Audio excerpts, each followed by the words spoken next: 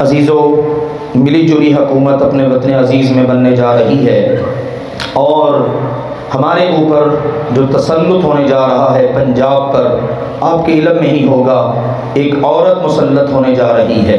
جبکہ نبی اکرم صلی اللہ علیہ وآلہ وسلم نے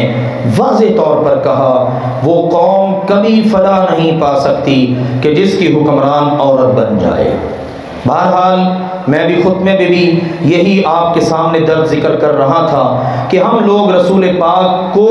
مانتے ضرور ہیں لیکن رسول پاک کی نہیں مانتے،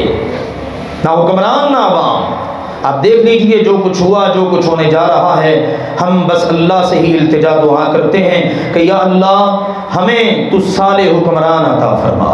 یہ دعا کی جا سکتی ہے، کرنی چاہیے۔ یا اللہ ایسے حکمران عطا کر جو تیری نظر میں اچھے ہوں، جو تیرے نبی کی ماننے والے ہوں، جو اس ملک کے باسیوں کی خیر خواہی کرنے والے ہوں،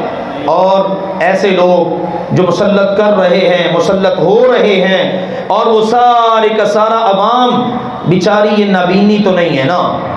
بے بس ہو سکتی ہے، سارے معاملات ہو سکتے ہیں، لیکن نظر تو سب کوئی آ رہا ہوتا ہے۔ یاد رکھو ایک دن مرنا بھی ہے، قبر میں بھی جانا ہے، پہلو والوں کے انجام کو بھی مد نظر رکھو، اور آنے والے وقت کو بھی اپنے ذہن میں رکھو۔ دنیا میں سب چلتا ہے، یہ فلاں عہدے کا ہے، یہ جناب صدر پاکستان ہے، یہ امریکہ کا صدر ہے، لیکن قبر میں امیر کی بھی بنتی ہے، غریب کی بھی بنتی ہے، ریڑھی لگانے والے کی بھی وہی ہے۔ ٹھیک ہے امیر بیچارے اپنی حیثیت کے مطابق بناتے اوپر سنگے مرمر، لیکن اندر تو سب کا برابر ہی ہے نا۔ اس لیے قبر کے اندھیروں کو مد نظر رکھو، قیامت کو مد نظر رکھو، حکمرانوں سے بھی سوال ہوگا، سب سے ہی سوال ہوگا، اس کی تیاری رکھو۔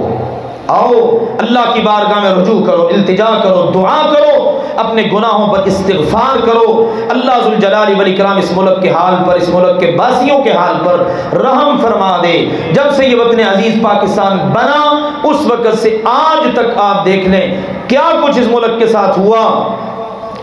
لیکن اس کے باوجود یہ قائم ہے۔ ہماری دعا ہے اللہ تعالیٰ اس کو قائم اور دائم رکھے، اللہ ذوالجلال والاکرام اس کی حفاظت فرمائے، اور جو بھی اس کا خیر خواہ ہے اللہ اس کو جزائے خیر عطا فرمائے، اور جو اس ملک کا بدخواہ ہے اللہ اس کو ذلیل و رسوا فرمائے، اور اس کے شر سے اللہ ہمارے وطن عزیز پاکستان کو اور اس کے باسیوں کو اللہ محفوظ فرمائے۔